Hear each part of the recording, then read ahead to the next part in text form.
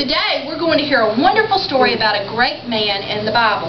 This man won a great battle for God's people when they were at war with a terrible enemy.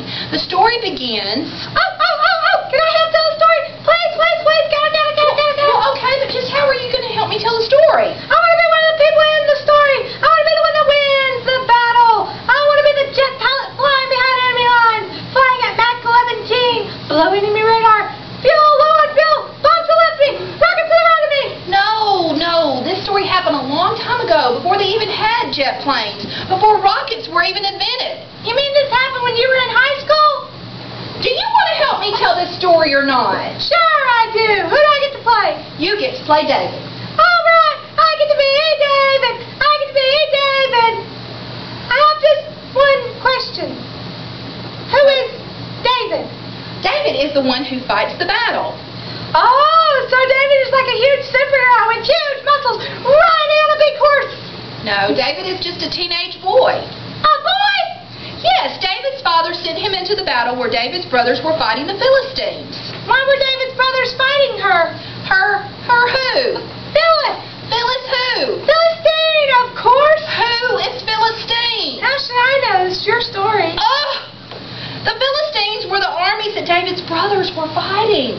Now, one of the Philistines was a giant man. He was over 9 feet tall. He was big. He was big. And he was mean. He was mean. And he was strong. I can smell it from here. Anyway, now every day the giant would call out to the Israelites, and he challenged them to send one of their warriors to fight him alone. Whoever won the fight would win the war. He would insult the Israelites and their God, but nobody would fight the giant. Chickens! Then one day, someone said that they would fight the giant. David said he would fight the giant. Say what? No way! I think David said he had to go mow the cat and feed the lawn. David wasn't afraid of that giant at all. He wasn't, but the giant was big. True, but David knew that he was fighting for the Lord. He knew that with God's help, he could win, so it didn't matter how big the giant was.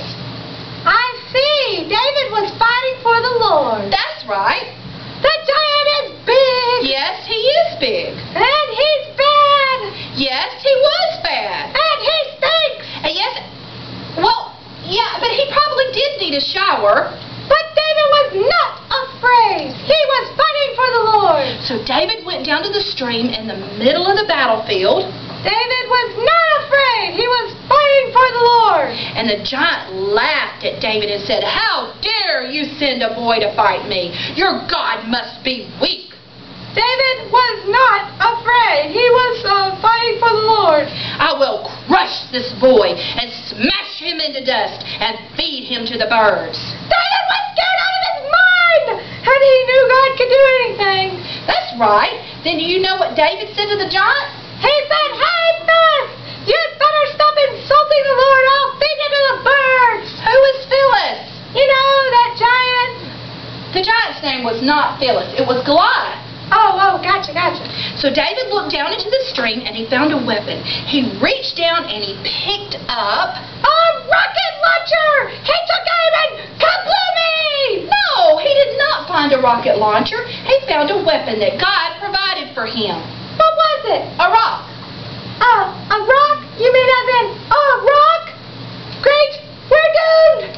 No, wait just a minute.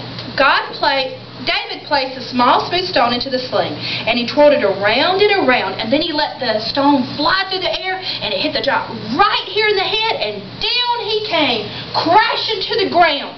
David won the fight because he believed that God would give him victory. With a rock. Yes, with a rock.